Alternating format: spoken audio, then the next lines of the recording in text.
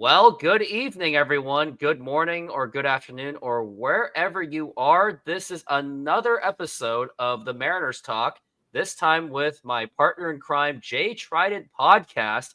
And we may not have as much to go through because, of course, the Mariners don't really give us things to talk about, but I'm pretty confident we can get something done within the next hour. But Trident, how are you doing today? Good. Yeah, I just realized we're kind of twins. We're both wearing black T-shirts. I just noticed that. So we're kind of in twins mode for this show here. But no, doing well. Kind of have a half day tomorrow, so looking forward to that. So can't complain. And I also feel like I'm looking the wrong way. I promised everybody I'm looking at my screen and rooftops on the other side of it. So it looks awkward, but I am looking at them. But no, doing well. Appreciate you having me on as always.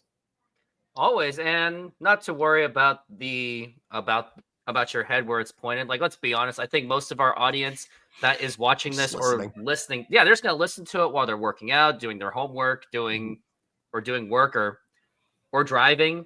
And the other thing I also wanted to tell just really quickly is I've also opened up the podcast portion of this content. So not only do you get the YouTube, you can also access on Spotify and YouTube Music. So I'm giving my fans as many options as possible to listen to it, whether it's the YouTube, just like everything I've mentioned. Now, if you do come across the YouTube Music, the YouTube Red, or whatever in the world that's called, or Spotify, hit that download button because it would totally help the algorithm of those. And hit the subscribe button, like, notification, and do the same thing for J Trident Podcast while you're at it because he's really done a lot for this channel. I'm sure I've done a lot for him to grow. Absolutely. It's been a great almost 3 years to think about it. Yeah. No, 2 years. 2 years. But this will be year 3. Yeah. It will be year 3. Well, here we are. So it was 2 days ago, and the funniest part of this thing happening, it was that Donovan Solano signing, which did happen. I feel like the Mariners were waiting for me to do my podcast, and as soon as I uploaded, they were like, "Okay, we're signing Solano. Now you can sign the papers." And my video pretty much, at least I still got 100 views out of it, but it went a little bit slow. So I'm thinking, thanks a lot, Mariners. Thank you. Why didn't you just do it like at 6 a.m.? One, I could have had something to wake up to, and two, I would have had something to talk about. But nah, they wanted to take my views away. Very nice of you guys. But that's what happened. Donovan Solano is being signed out of the San Diego Padres, and it was met with some mixed results, including myself. I know Jay Trident, you said you liked the move. You said it's a good move, and initially I was like, yep, typical John Stanton. And John Stanton we trust in very condescending spelling ways. That cheap ownership is doing it once again. But of course, I dug around and took a look at the numbers, and I was like, okay, fine. And look, to get an idea of what he is, he's a 279 hitter in his career. And since 2019, he's actually been a 294 hitter with a 353 OBP because in the years of 2012 to 16, he struggled. And at some point, he took a 3-year gap between 16 and 19. So he had quite a long hiatus.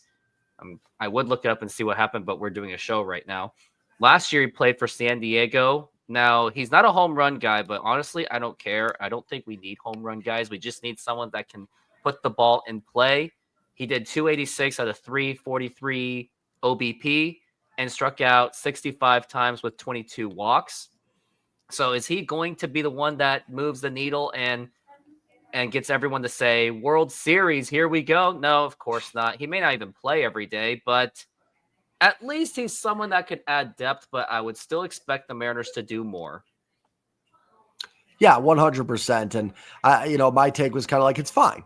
Donovan Solano is perfectly fine. He can help. He's a good bat. He's not as great defensively. It's kind of like, Josh Rojas, if you're looking at Solano versus like a Josh Rojas, a better defender. Solano's probably the better hitter. With the Mariners pitching staff, I think you're fine going with the better hitter overall in Donovan Solano to help. It might raise your floor a little bit. And I'm with you. I think, kind of getting away from some of those 3 true outcome hitters. Not that they're bad. The Mariners have some good ones, but getting some guys that can put the ball in play a little bit, I think helps. I think they've needed that to kind of help move, the lineup along a little bit, not get stuck in some of those innings where it's first and second, nobody out. A guy that can put the ball in play a little bit may help at least move those runners over, keep those innings alive. Yeah, I mean, listen, like I said on the start of my video, if Donovan Solano is all they do, the offseason's an F. So I'm not saying that this move really moves the needle a whole lot either, but it's a perfectly fine signing. You would just hope it's like their third or fourth, best move of the offseason, not their number one. And hopefully there's more to come. We'll see. But yeah, it's not something that, I think is like this amazing, oh my gosh, thank God we have Donovan Solano now. It's just a piece that can help. And, I think the offseason as a whole has not been good, but Solano is a fine addition. Just hope that there's better pieces added a little bit. I will say it is, not to go off topic on it, but the roster construction is a little odd. I kind of think they need another lefty bat. Solano's right-handed. Does he go to third? Is he a platoon guy at first with Luke Raley? And then I'm still not sure what you do with Mitch Haniger on this roster, to be perfectly honest. So the roster construction overall is kind of odd right now. But I'm hoping they make some moves and some of that sort of plays out as we get there. But Solano's fine. It's a fine addition. I think he can help. But, and he is 37. We've been burned by these signings in the past at times. So I don't want to get people's hopes up and say pencil him in a 115 WRC plus. But I do think he's a role player that can help this team. Let's hope so. But the thing I'm worried about myself is we were always hoping that that Colton Wong at least copied and pasted his numbers from 22. Yeah. Same thing with Jorge Polanco. We were expecting, if they could at least do that and just not suck, Mariners easily make the playoffs. I'm not saying it's their fault that they didn't make the playoffs. I'm saying that anything helps.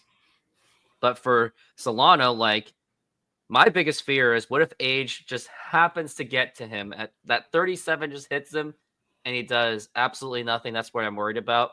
If he could at least, I don't know, 260, 270. I know that's high expectations for the Mariners at this point. But if he can do that, especially on part-time basis, I'll take it. But will it guarantee the Mariners into the playoffs? Absolutely not. I would not expect that. And as for his defense, in 32 games as a third baseman with San Diego, he was perfect in the infield. He had a 100% or 1,000%, whatever they call it, fielding percentage with no errors. When he only played one game in second base. So I would think because of this move, it's probably going to move it's probably going to keep Ryan Bliss at second base. I think the platoon is probably going to be more likely, or maybe he'll move to third base because you also got to consider that maybe the Mariners they'll give Tyler Locklear a chance because I think they should give him a shot. Or do they sign Ty France to a small 1-year prove-it deal? Remains to be seen, which is why it sounds like Mariners seem to be waiting on what's going on with Alex Bregman and Pete Alonso, which we will talk about later in the show. But I think that's all I've really got on Solano. Although I was disappointed initially, oh great, another cheap signing, because it is a 1-year 3.5 to a 4.5, depending on the incentives. I guess I do like the incentives part, but as long as he just does his part, it certainly can't hurt. Yeah, exactly. And even if he does stink, it's not going to be the biggest, cut if you have to DFA him. It's just, again, it should be their third or fourth best signing this offseason, or, in the series of signings. I'm not saying that has to be all superstars, obviously, but Solano's kind of it is what it is. I think he can help. It doesn't change. It shouldn't change anybody's really, I think, outlook on the Mariners next season, but it is a piece that gives them, some added depth too, as well. And like I said, he can kind of play a few different positions. Maybe he plays second. I doubt it, but he could. So again, I feel like, we've said probably spending 5 minutes on Donovan Solano is more than you need. If we were Dodger fans, we probably wouldn't even do a video on signing Donovan. Oh yeah, we got Donovan Solano. But for the Mariners, we have to talk about it because it's all we got. But yeah, he can help. I actually think he will. I think he'll be a nice player. but they need some other pieces to go. They've got other holes to fill. And again, with the roster construction, I'm not sure which hole he does fill. It's not a beef with Solano. It's just kind of a beef with the roster construction. It's still it's a little puzzling right now, but we'll see. Maybe that plays out as the season goes along. And the other thing that does help with Solano is I did look up his numbers. He does play well at T-Mobile Park, so he does play well with the pitcher's park kind of situation in case, because we know that's a very hot topic of, is T-Mobile Park the problem, which I did want to talk about later in the show because I didn't want to go from Solano. And then we talk about T-Mobile Park, but it says that he is good at T-Mobile Park, so we will see if that works, and hopefully it does, because any players that the Mariners get for the offseason, unless it's like Alex Bregman, Pete Alonso, or Vlad Jr., they don't need anyone else. They don't need them to hit home runs. We don't need them to hit bombs. We just need them to just not suck. Like, at this point, maybe we'll take someone that moves a guy from second to third, eventually leading to like an RBI single or sacrifice. Like, if he's a guy that could even do sacrifice flies and there's a guy at third, I'll take it. Yeah, and that's where having those contact skills should help. And that's why I've kind of been on board with like a Luis Arise and stuff like that, because, and Solano actually does a lot of things similar to Arise. He's just 37 versus, I think, 27 and not at the same level. But it is kind of a similar, skill set a little bit. It is the type of skill set I've wanted the Mariners to kind of, again, I'm not saying like, I'm not I think focusing just on the strikeouts isn't great because sometimes good hitters do strike out, and, the Minnesota Twins of like 2 years ago set the record for strikeouts, and they were like fifth in baseball in offense. So, you can still be a good offense and strike out, but I think the Mariners have enough of those guys. A little bit of contact is good. So I think for a team that probably couldn't afford Luis Arise, this is probably your, like, what's kind of my, like, your backup, your plan B thing. Yeah. You're not your Mountain Dew, but your Mountain Freeze or whatever the Safeway brand is. It's kind of that, the little bit of the knockoff. But, if you don't look too closely, you can't tell. It's the Molex to the Rolex or whatever it is. I guess, or if you can't afford sports jerseys like any of those that I have, I guess you get one of those knockoffs from a different country. I've got one of them. I have a DH Gate jersey, and they, unless to the trained eye, they do pass the test. Yeah, I mean that South Korean jersey, that one is a knockoff from China. Yeah. Well, hey, they're like $19, man, like versus 200. So 200. Yeah. I mean, I think if I'm in that position to buy a jersey like that, my YouTube channel better be, I'm not saying Mr. Beast level, not even urinating tree level, but at least a level where I'm at least comfortable enough to do it and say, oh, tax write-off. Exactly. Well, that is it for Donovan Solano, and we're going to get to the bulk of the show, which is about the Mariners and their new prospects. But before I do, we have got to hear this message from SeatGeek because the NFL playoffs is ongoing. SeatGeek is a mobile ticketing app for sporting events, concerts, and other events. They make the buying experience easier by the app ranking each ticket from 0 to 10 to see if you are getting a good deal, and you can see exactly where you are sitting. I regularly use that app, and I have had nothing but a fantastic experience with SeatGeek. Use my promo code RoofTopSports to get $20 off of your first purchase. Link to the code, app, and website will be in the description, so take advantage, and thank you. And yep, if we got the NFL playoffs still ongoing, so if you would like to save $20, use that promo code RoofTopSports, and you will save $20. I know, I get it. $20 is not going to cover like $1,000 NFL playoff ticket, but $20 is $20. So take advantage of that. Or if you're anticipating spring training baseball for the Mariners or Major League Baseball in general, you can also use that SeatGeek promo code. And now the big part of the show is that the Mariners, and this seems to be usually like their highlight of their entire season, is another international free agent signing has been done. Two of them. It was Yorger Bautista and Kendrys Martinez. They are the two new prospects. Martinez is a shortstop, and Yorger Bautista, he is a 5-tool outfielder out of Venezuela. 6'1", 185 pounds. The positives of him is great bat speed. He has explosive hands and he's fast. He's got fast hands, so he can swing it quickly. He can hit the spin because that's been a new thing in baseball where not only do you see fastballs going in fast, but fastballs with spin is apparently a thing. He can hit on velocity, has great pull side, great speed. He has the potential to be a regular 25 home run and 25 stolen base guy.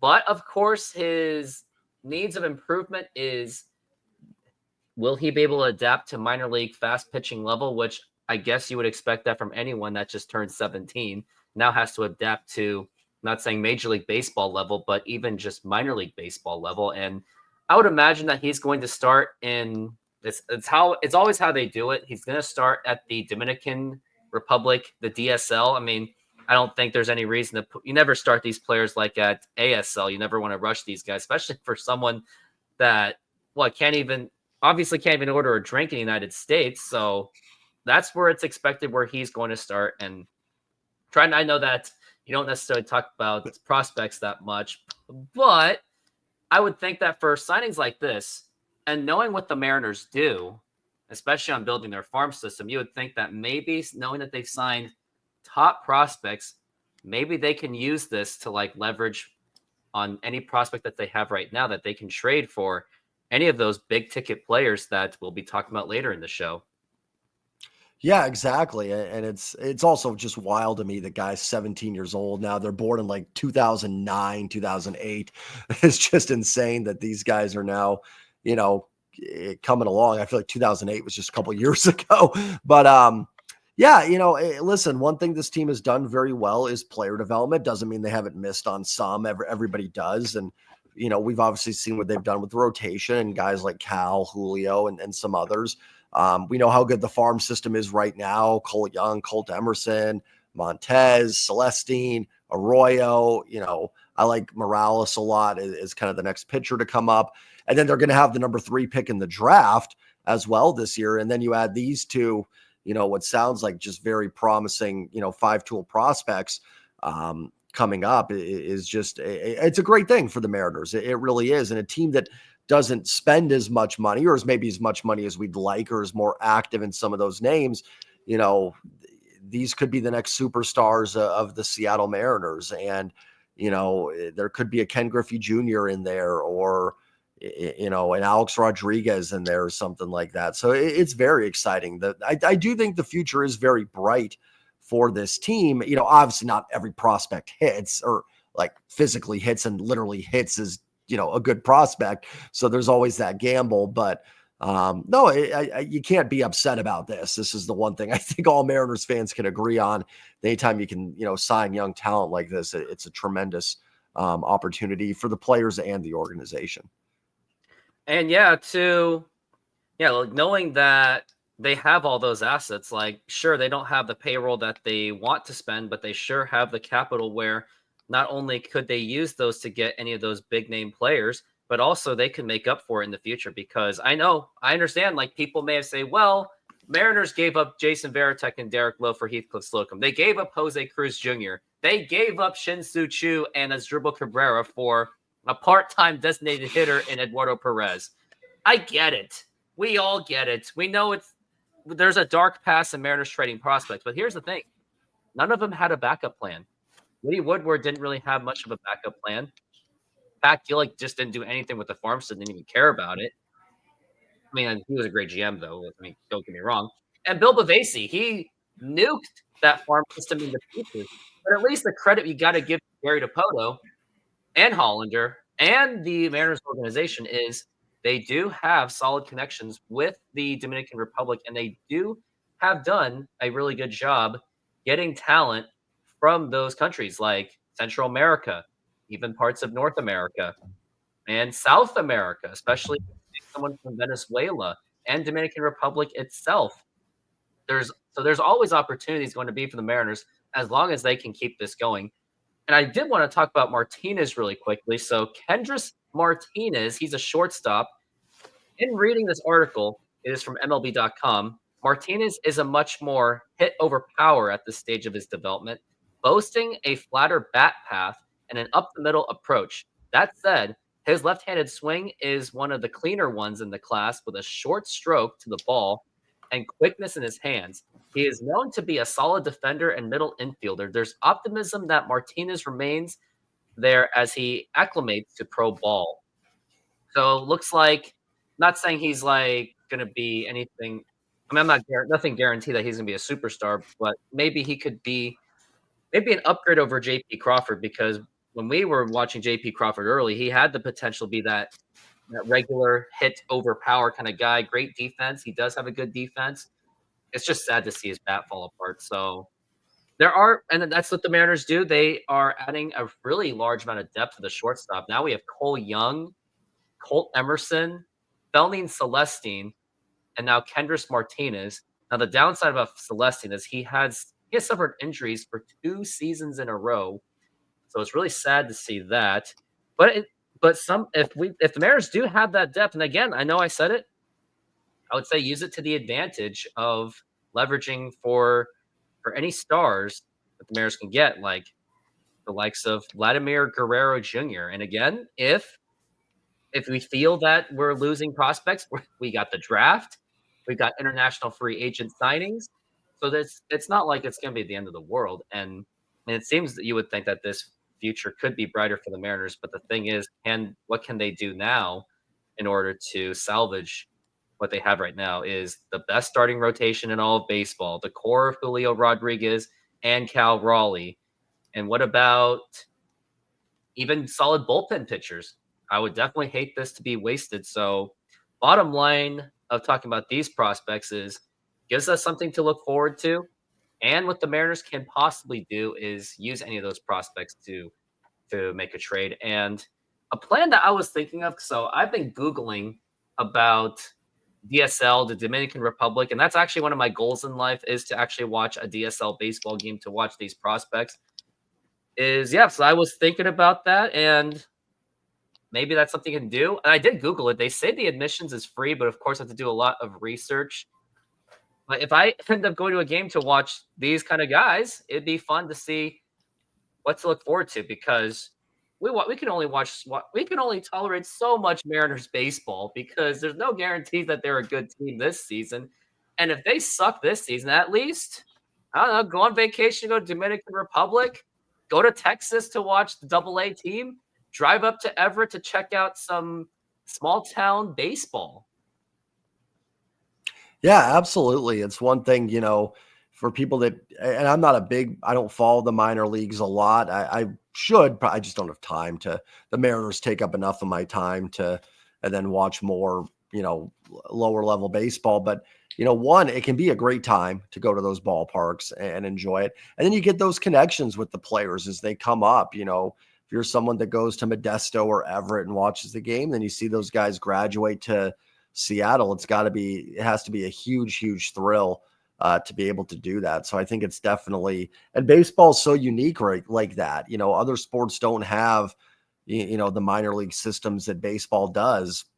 I know basketball's got like the G League or something, or D League or whatever. G League. Football essentially, even college football now with all the NIL stuff is essentially a pro league.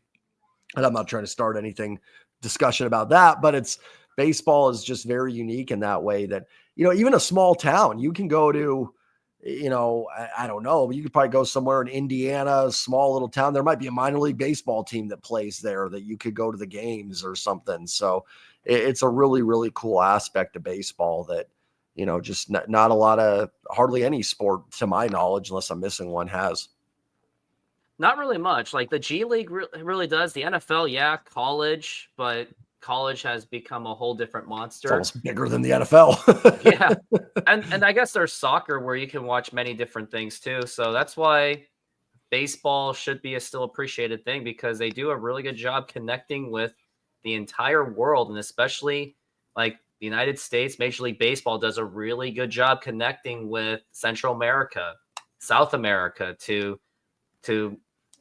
have exposure for the talent. And other reasons to go to a minor league baseball game is not only to experience that small town baseball, because some of us may be tired of going to a big stadium, finding that parking spot.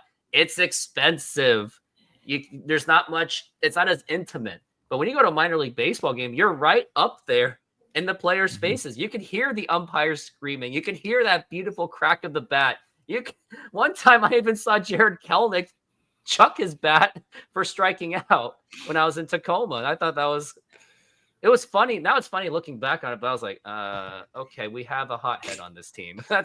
So at least you get to see some of those. And most importantly, I don't know if it guarantees, but it can't hurt to help these minor league players get paid, because I think it's one of those very under-talked issues where minor league baseball players, when they're playing in minor leagues, they're going through hell. Like there's no financial security. Some are still going through college. Some probably don't even sleep. They have to possibly work at a different job, or they have to start up some kind of small thing on their own. And I've seen stories where, like, let's say you get a call up from A to B, A to double A. Congratulations. Oh, but by the way, you got to go. Like, let's say you're at Everett. Now you have to go to Texas, and some don't have the luxury to go on the plane. Some actually have to take their car and go on a road trip. There were minor league players that actually do that. So that's why I would encourage everyone to go to a minor league baseball game this season, especially in case the Mariners stink. But even if the Mariners are good, why not check out Cole Young, Colt Emerson, Felin Celestine if he's healthy, the next Yordan Alvarez. You still have time to watch the next Yordan Alvarez in Seattle, as he's in Everett playing with the Aqua Sox, which I did play catch with him. I don't know if you saw that clip, but I did. Oh yeah, I saw it. It was kind of embarrassing because when I threw the ball, it bounced. I was like, that's how nervous I was, because I've never thrown a ball to a professional baseball player before.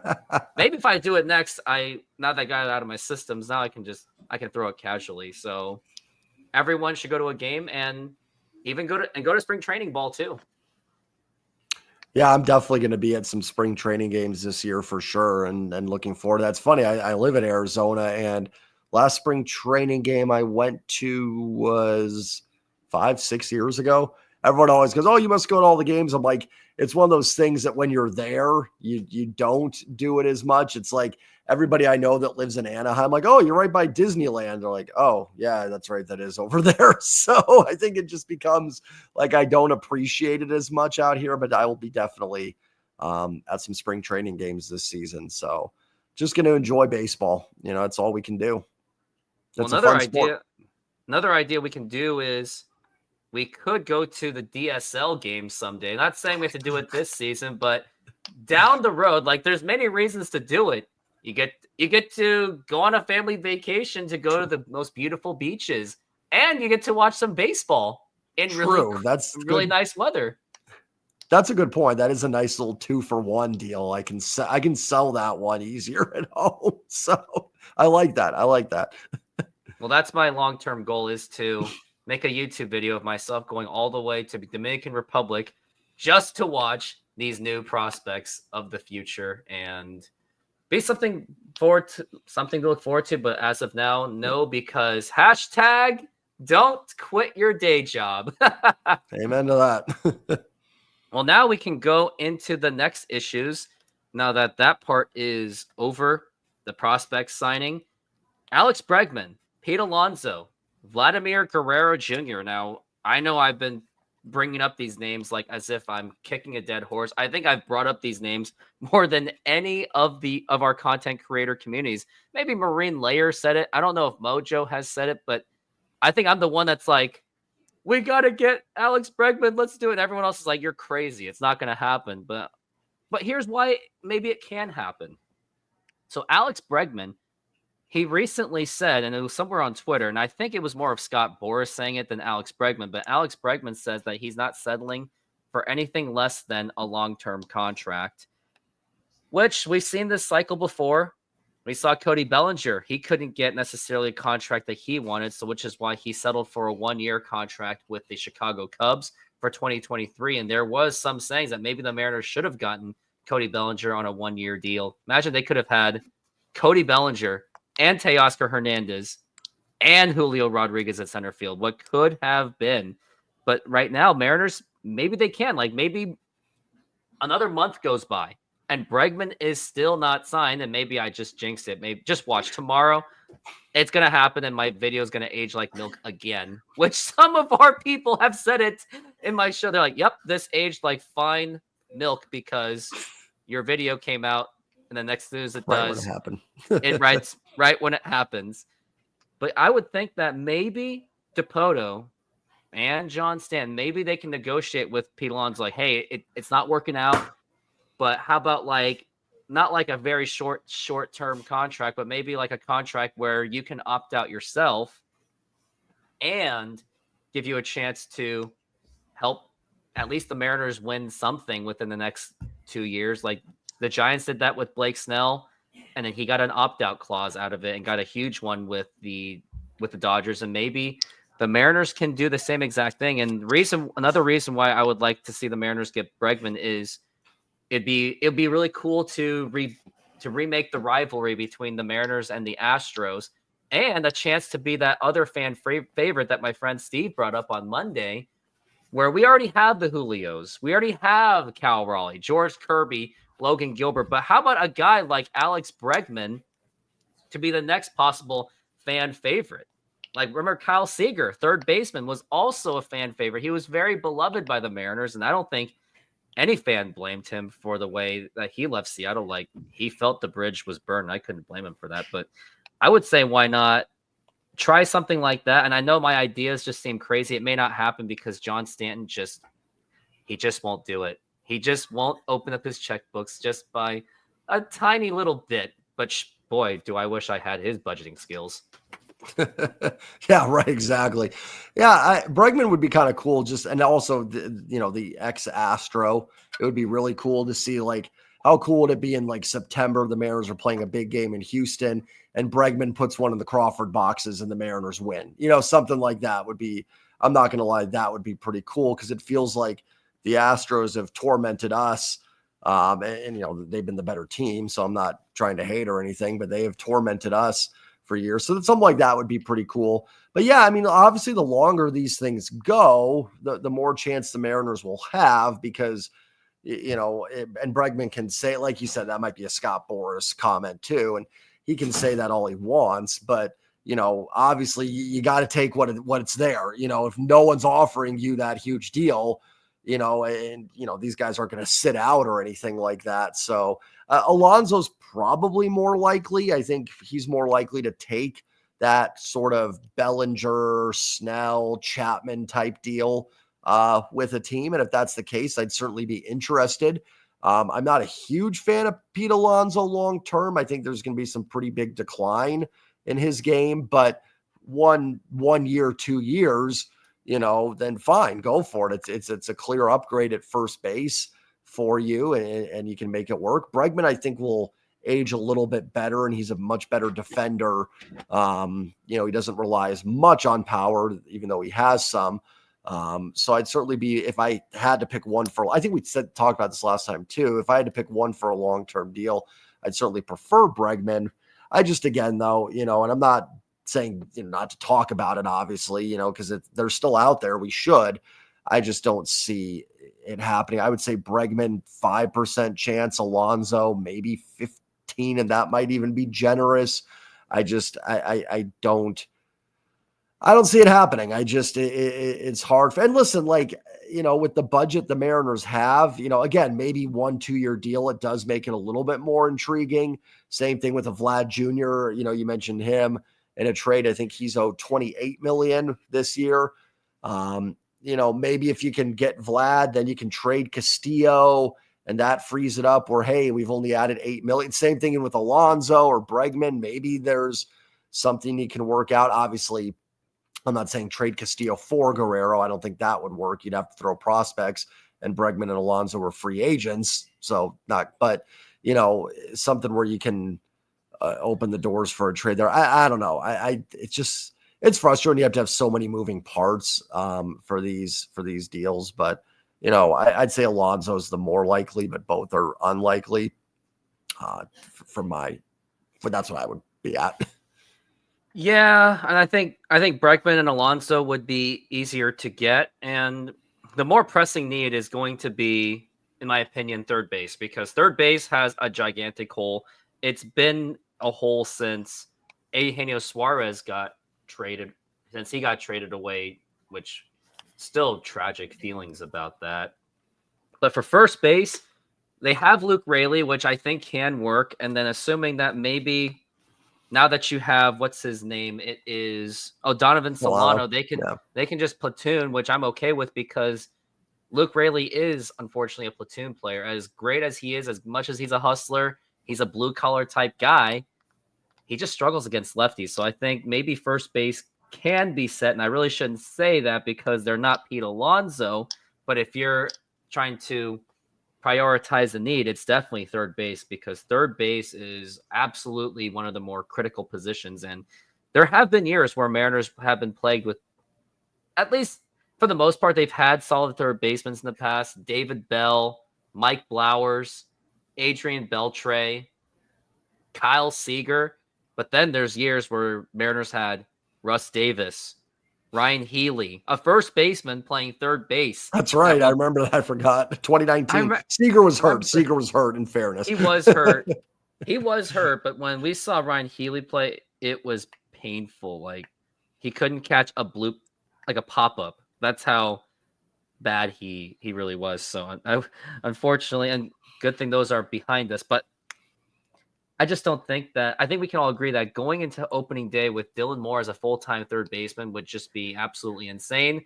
Nothing to discount on Dylan Moore or anything. He's been great for utility purposes, but to make him a full-time, I just cannot fathom that. Like, even Mark McLemore, Rich Amaral, they were utility guys. They were great utility guys, but they were not relied on every single day. And that's the same thing for Dylan Moore.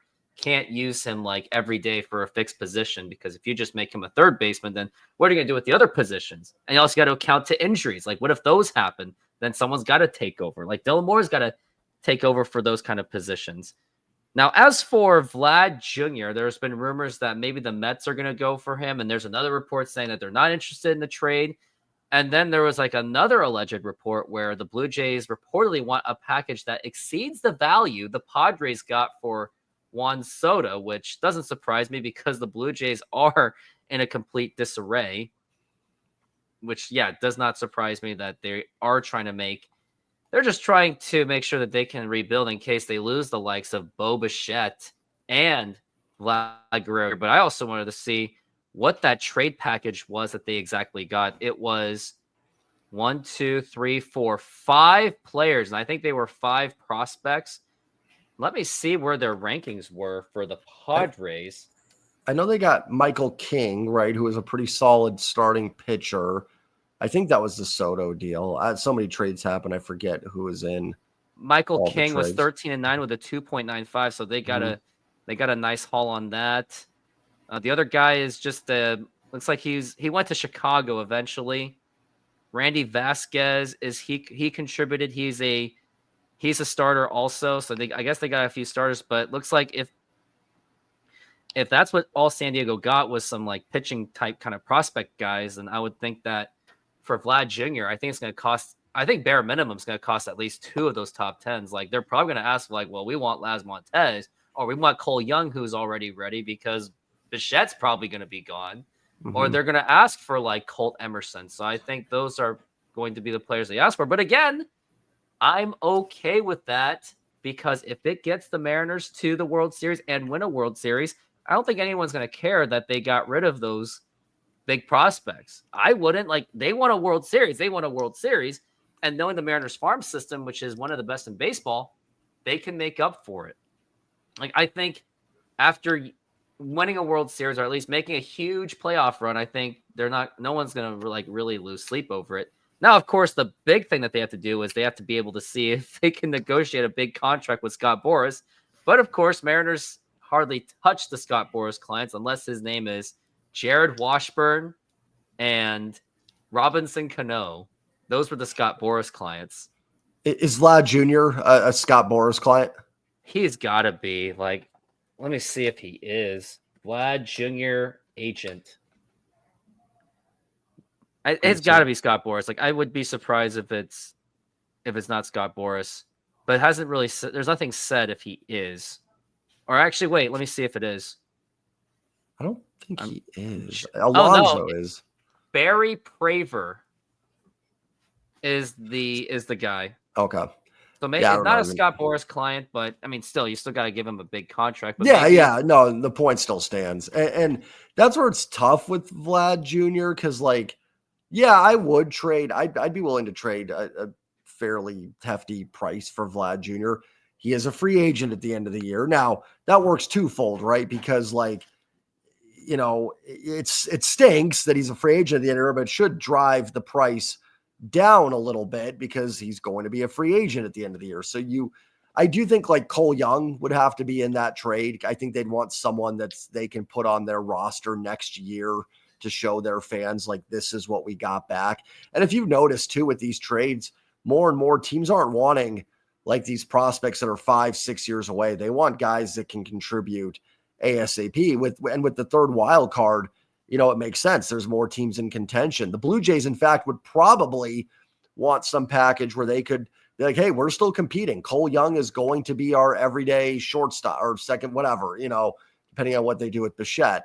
You know, maybe they want Morales in the deal and Arroyo, guys that are, you know, getting there close enough that they can roll out there, if not opening day, a little bit after. But to your point too, like for the Mariners, you know, a Vlad Jr. in this lineup, it's hard not to be excited if that would happen.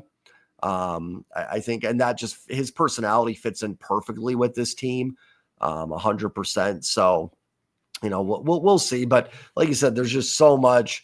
You know, I don't think they could take on his contract without moving Castillo's contract.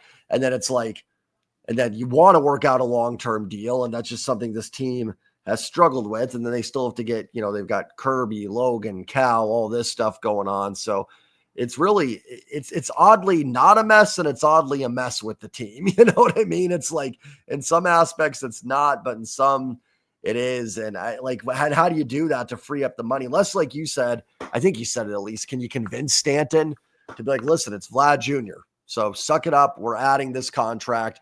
It's going to make us better. Deal with the $28 million. We're 12 over your budget. Suck it up. I don't know, you know.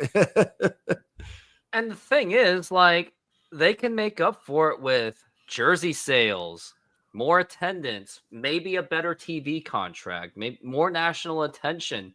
Like even their own YouTube channel, they'll get views. Like people will click on them. Like people will engage with the Mariners community. Like they will do it, but they don't want to do it. It seems that the Mariners, they'd rather just have, like, another reason why I want Bregman on the team more than those other two is, I know it's crazy to say having it more than Vlad Guerrero Jr., but in terms of needs, yeah, Bregman. But I've noticed that, remember in 22, Mariner fans and Astro fans were fighting each other all the time. Like, sure, I wasn't one of those guys that wanted to fight. I was like, well, I worry about my own team. But it was funny and entertaining to see people going at each other. We saw Astros throwing the shade at Julio Rodriguez before. Remember in 23 at the end of the season when, what's his name? Hector Neris. Hector Neris with his name calling on Julio Rodriguez. Sure, it was very unclassy to do something like that, but it was in the rivalry. It was a beautiful thing to watch because it got people to pay attention. It certainly got my attention when Hector Neris like really went at Julio's face, and then they had the benches cleared and all of that. Like, I'd rather see Mariner fans and Astro fans fight each other rather than Mariners fans fighting with Mariner fans, because that's what we're seeing right now is you have the people going, screw the ownership types, and you have all the people going, Mariners fan till I die, and if you say anything that I disagree with, you are not a true fan. And I can only take that so much of people going, you are not a true fan. And it's like, can't we all just get along and just want a better team? Yeah, and we're all, I think, you know, me and you, I think anybody that comes on YouTube and watches hour-long podcasts, we're all diehards. We're all ride or die with this team. I don't think any single one of us or anybody watching doesn't want this team to succeed. We can always disagree on ways to get there. You know, there are different ways to build a championship team and whatnot. So, but yeah, we're all, you know, I will never question anybody's fandom, you know, even people that are like, hey, I'm done. Like, I get it. I get the frustrations. And, I think with this ownership group, and sometimes I'll even throw the front office in there a little bit too, it seems like they're kind of content at times to have that 84, 85 win floor and hope things break the right way. Hey, I think this is an 85 win team. And if we win a couple more one-run games than last year, hey, we're at 88, 89, 90, and maybe that's enough. And sometimes that works, right? Like it might. That's why I don't think this team is bad. I've never said that. I absolutely, even currently, I think this team can compete for a playoff spot, but it's a matter of putting yourself in the best position possible to do it. Right now, and nothing guarantees anything. Like, you could get Vlad and Bregman tomorrow. It's not guaranteed you'd be a playoff team, but you just set yourself up for better success. And this seems like the type of team that should be going in on some guys, or at least doing more. If you're going to do the Donovan Solano types, doing multiple moves and getting some guys like that there's some other names that have been traded that would have been nice pieces. Like the Blue Jays traded Spencer Horowitz. That wouldn't have been a bad little get for second base. There's your platoon with Dylan Moore. And to your point, I'm going to go back like 30 minutes ago, like with Colton Wong and Jorge Polanco not living up to expectations. We don't have to have, a 138 WRC plus from those positions. If they just would have been 100 league average hitters, those teams, like what you said, they would have made the playoffs both seasons. So that not only are they not getting in right now, and off season's not over, so this could be famous last words, not getting in on the big names, they're not even making a lot of like shrewd moves either, and that's normally been kind of my thing with Jerry that I've liked, is that they have done some solid shrewd moves. Some have worked out, some haven't. That's life. But this offseason, not even like doing those, I mean, it's just, I don't know, really. It's like they're not even trying. It's like, what are they doing? Like, are they like thinking? Are they like it makes me think, like, what exactly are they thinking? Like, are they thinking that Cole Young is going to work out? Are they ready to give Harry Ford a shot? Is that what it is? Or is Tyler Locklear, is he primed to be able to platoon with Luke Raley? And when I did see him, I did like him. I did like his upside. It's just that Ty France just ate up everything. And then, of course, there was no room for him because they traded for Justin Turner. So that was kind of a little bit, slightly bit out of his control. But I don't know. And then other things, like when I go back in the 90s, when fans wanted them to spend a little bit more money, when they had Griffey, A-Rod, Randy Johnson, Jay Buhner, Edgar Martinez, they weren't asking for like the big money guys. Like, they weren't asking for like big contracts. They weren't asking for that. They were just asking for just a little bit more money to fill that left field, because the left field always had a vacancy. Sure, you had Buhner and Ken Griffey Jr., but there were times where you had Lee Tinsley and Rich Amaral platooning at left field. No disrespect to them, especially rest in peace, Lee Tinsley. But they had to fill that void. So the Mariners, the reason why, if anyone keeps asking, how did they not win with all those guys? That should be easy. Well, it's a team game. You still have to have all the pieces to work out. Like, the Mariners, as talented as they are, still got to at least fill in most of the holes. At least cannot go into the season with just Julio. And we've already seen Julio. He's very streaky. Like, sure, his end of the day numbers look nice, but I think what's ignored is, if they're watching Julio throughout the entire season, there's noticing where in that first month he stinks. In the middle of June, he stinks. And then there's always that, and then people question Julio throughout the season. And then all of a sudden, like in August and September, he's like, boom. It's like, where was that Julio? That's what drives me nuts about Julio. He's just not consistent. He's a great player, but he needs that consistency. And it would help to get him more of that plate protection, because Julio and Cal Raleigh can only do so much. And I think it's concerning when you're putting Cal Raleigh as your 3 guy, because he's more of a 4 or a 5 guy, just like Julio, I think, is a 2 or a 3 type of guy. Well, and to your point too with Julio, yeah, that's my main thing with Julio. You just got to find the consistency. The hot months are great, like keep those up, but the down months can't be so down where it's like he's hitting like Willie Bloomquist for 3 months. That can't happen. He's got to at least find a way to be a slightly above average league. I think he'll always be streaky. Just his game is that's his game, but he's got to find a way. It's kind of a microcosm of the Mariners. the Mariners finished like 10th in WRC plus in baseball last year. They ended up being a fairly decent offense, but to your point, it wasn't consistent. And listen, obviously, like we all know, you're going to have some months that are better than others. Obviously, you're not going to flatline across the season, but it's like they had such a great August. I don't know about August, but such a great September.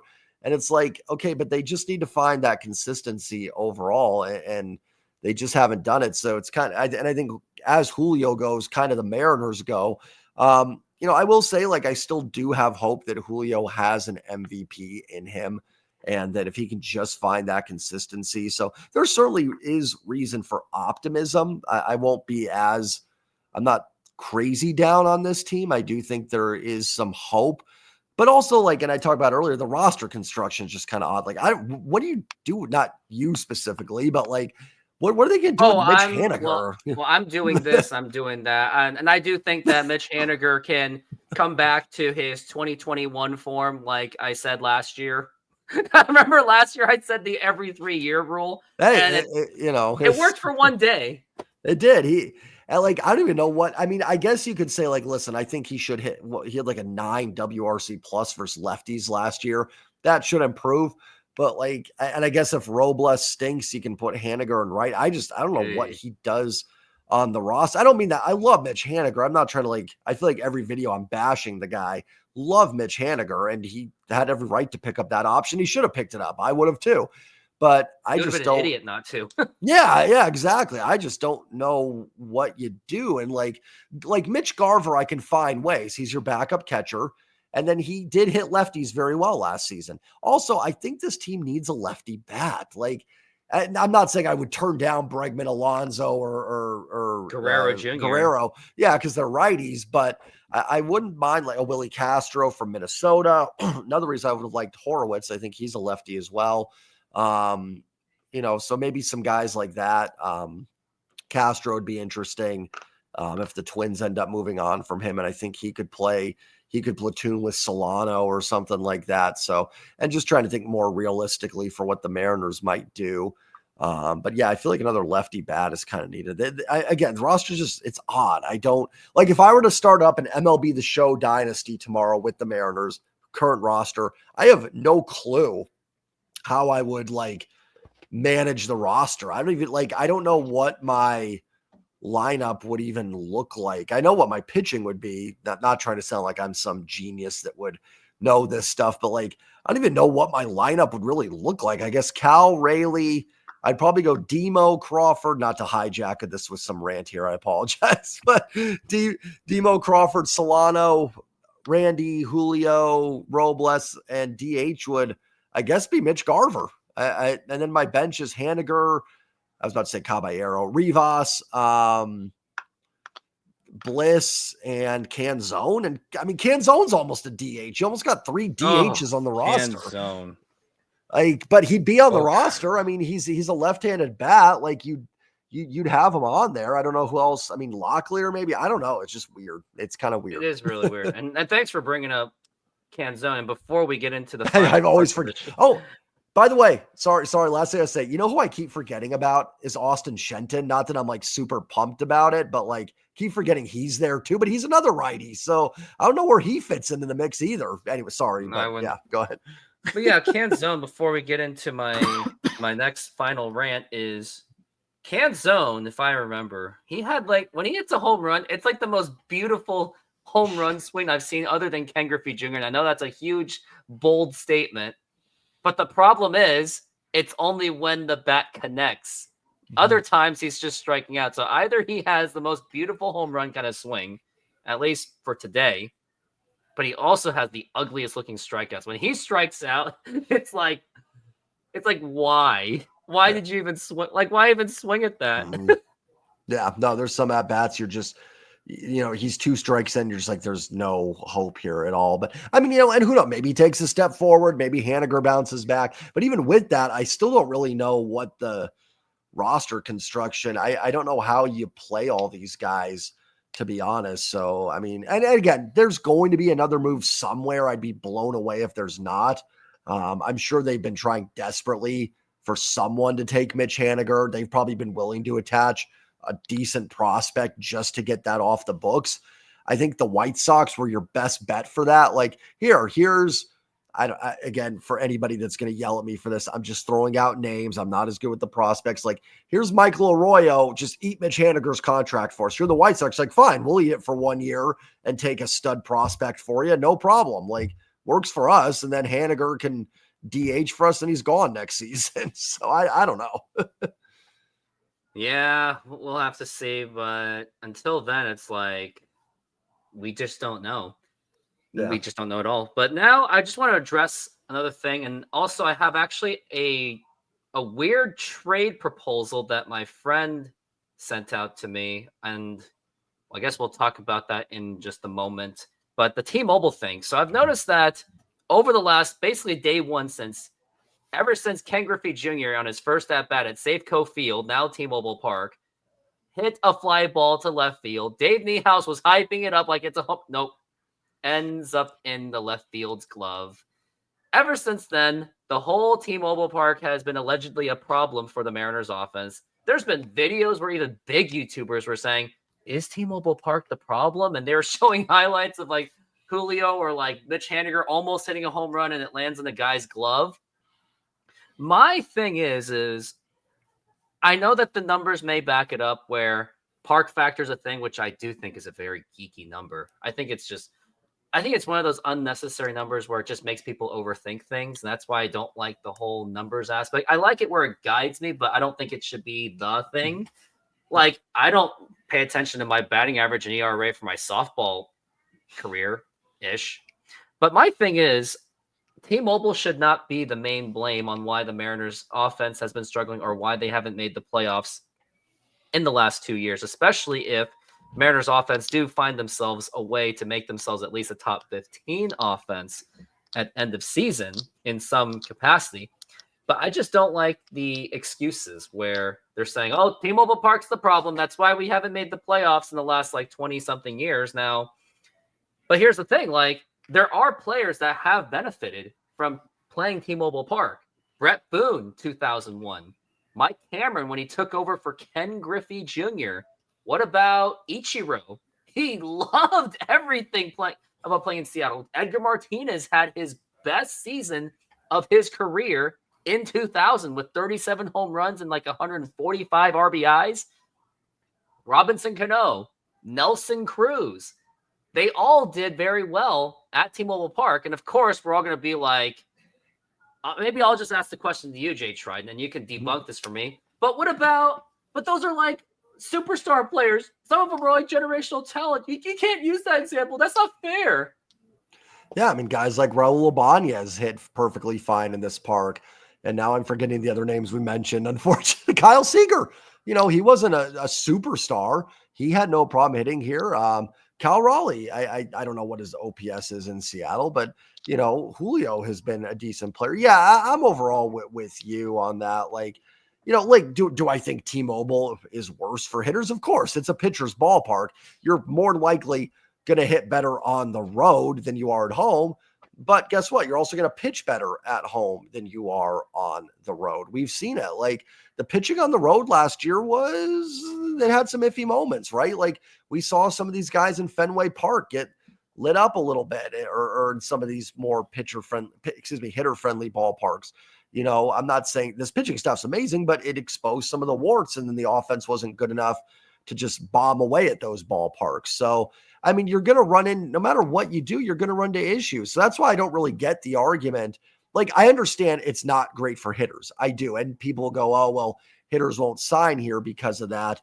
But then you look at the budget Stanton has put out, it's $15 million. So it adds up with what they do in the offseason. So to me, it doesn't seem like hitters aren't willing to come here.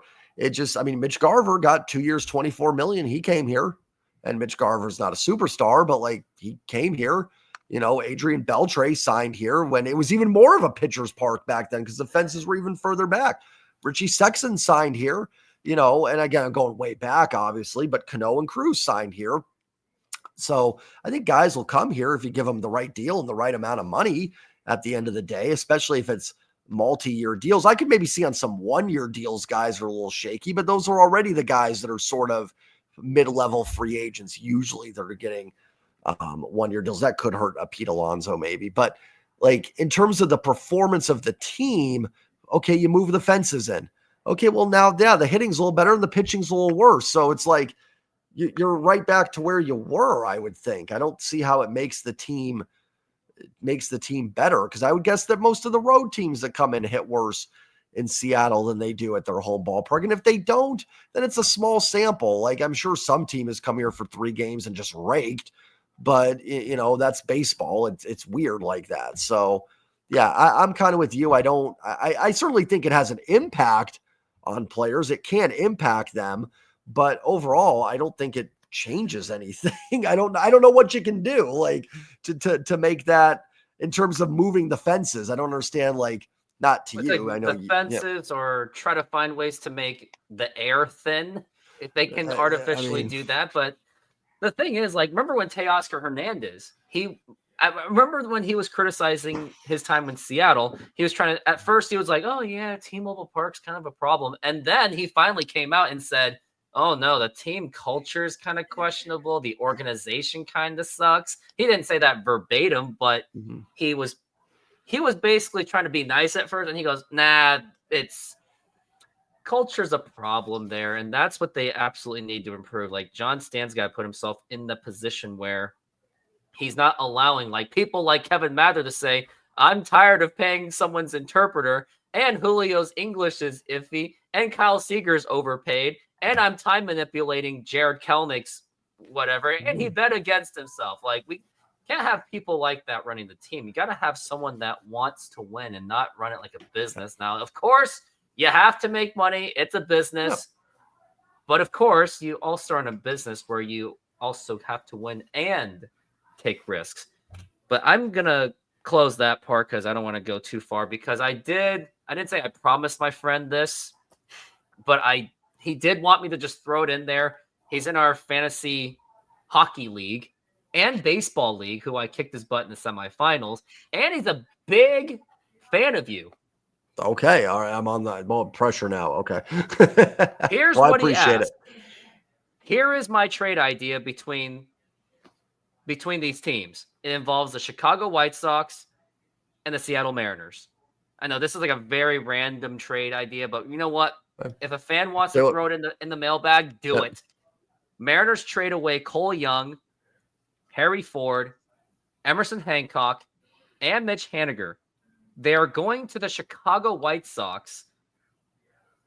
Yeah, they're going to Chicago White Sox and going to the Boston Red Sox. They're going to go. It's going to be Luis Castillo and Randy Arozarena. And somehow, somewhere in that deal, the Mariners end up getting Luis Robert Jr., Tristan Casas, and Masataka Yoshida. Eesh. What do you think of that haul? Okay, I got to write that down. That was a lot. Okay, so it's Cole Young, Harry Ford, Emerson Hancock, Mitch Haniger. Okay. They're going to Chicago. They're going to the White Sox. Sorry, I'm not. Okay, they're going to the White Sox. To the Red Sox is going to be Luis Castillo and Randy Arozarena. Okay. They go to Boston. Okay, and Seattle gets Tristan Casas, Luis Robert Jr., and Masataka Yoshida. Okay. It's a very interesting idea. It's like it's a lot. It's a heavy deal. Who are the White? Okay, the White Sox are sending Robert, and Boston's getting rid of Casas. Okay, I was trying to make sure. And I was like, Yoshida. wait a minute, Boston's and Yoshida. First, I was like, wait a minute, who are the White Sox giving up in this? And then I'm like, oh, Robert, duh. Gosh, that's a lot. I mean, Hancock, I don't care about. No offense, like Ted. If he's watching. Sorry, this buddy. Go Haniger, good, get him off the books. Young and Ford hurt, but I could probably stomach it. I can stomach it. Here's the thing, like, I like Luis Robert. I am very intrigued by him. He was also really bad last year. Like he and was. injured. Now, and injured. And there were some moments where I did question the effort a little bit if you watched him play, where it's now I get it. He's on a terrible White Sox team, bad organization. You talk about an organization where a guy needs a change of pace from. I'd be all for it. I like the idea of the Mariners even still being in on Luis Robert. I do. But I don't know if I like giving up Young and, well, I'm actually okay with giving up Ford. I like Casas. I think a little overrated, but a good player. I don't like Yoshida, but I mean, you're getting rid of Haniger's contract, and you could just, well, it's an expensive DH platoon with him and Garver, but it's already expensive with Garver and Haniger, and Yoshida's going to be, at least gives you that left-handed bat, and so does Casas. I'm so bad with trade stuff. I'd probably do it, but someone can rip me for that. I hate the idea of losing Cole Young, but I think for Casas, oh, and you do lose Castillo and Randy, huh? Oh, I'm forgetting that aspect. So and also you're trading a half-ass effort guy for another half-ass effort guy.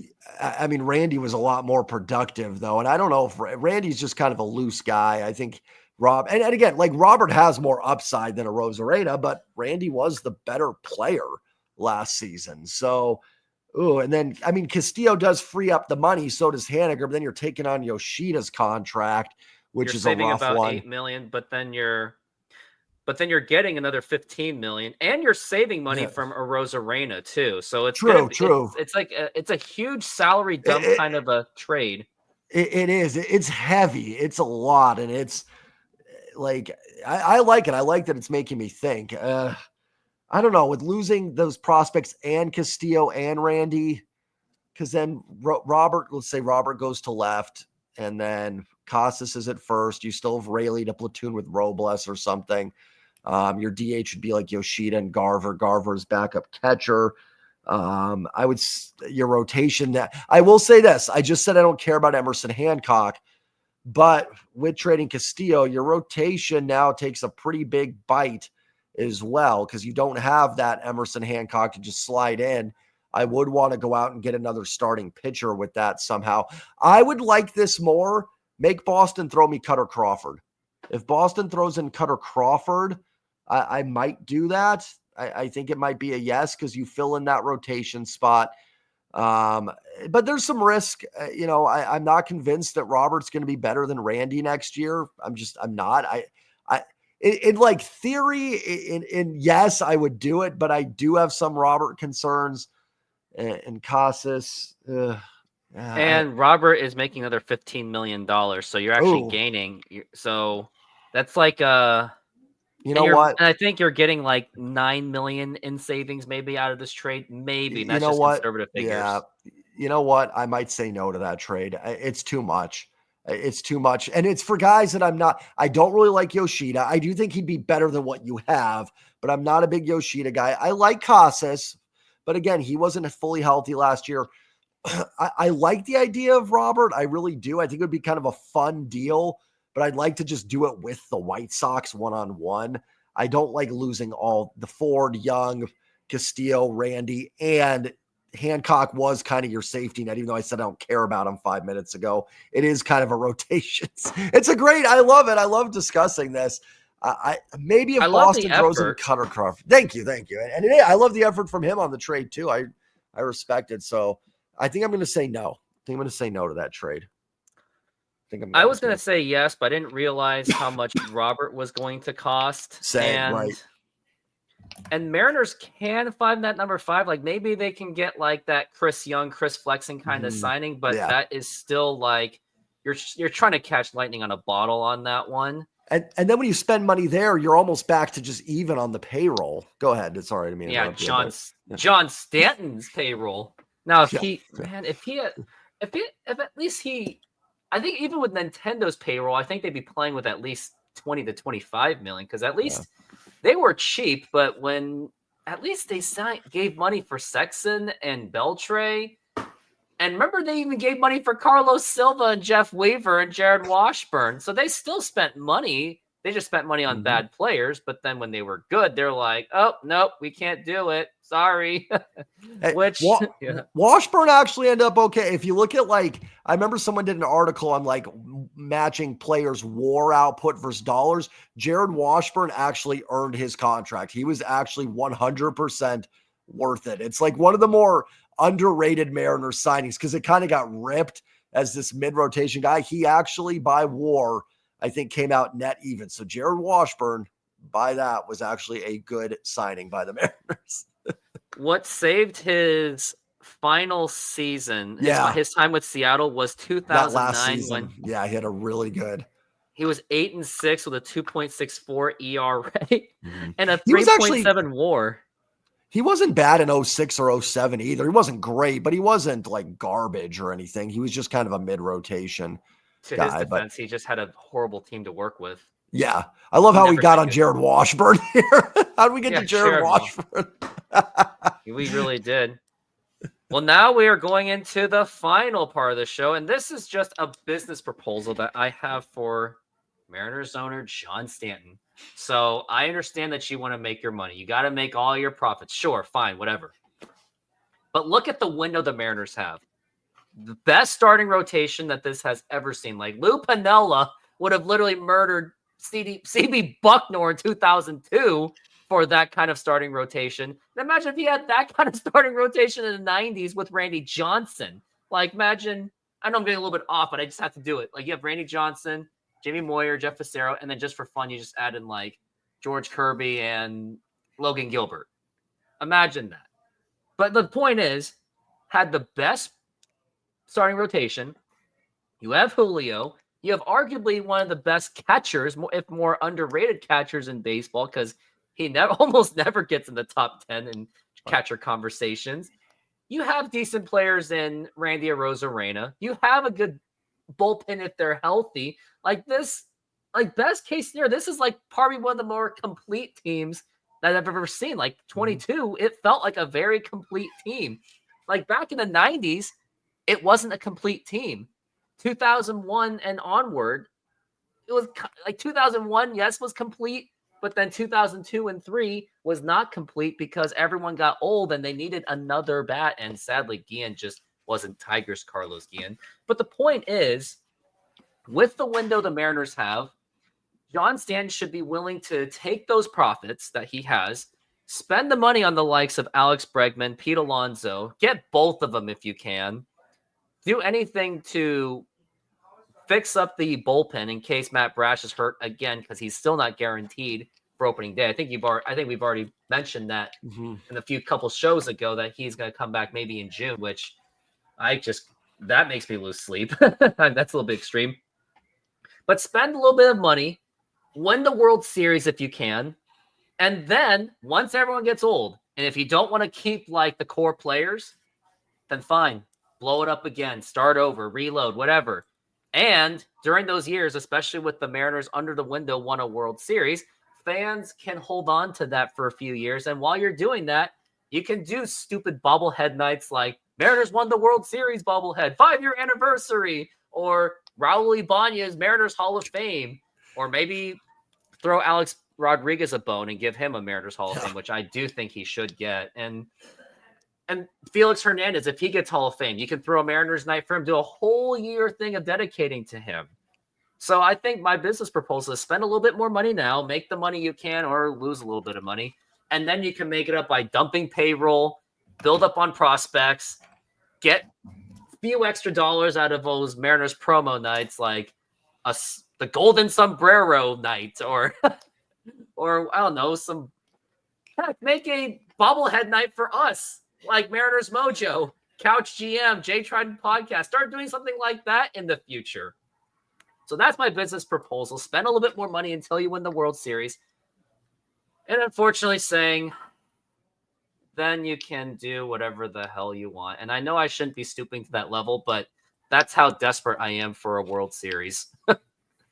I like it.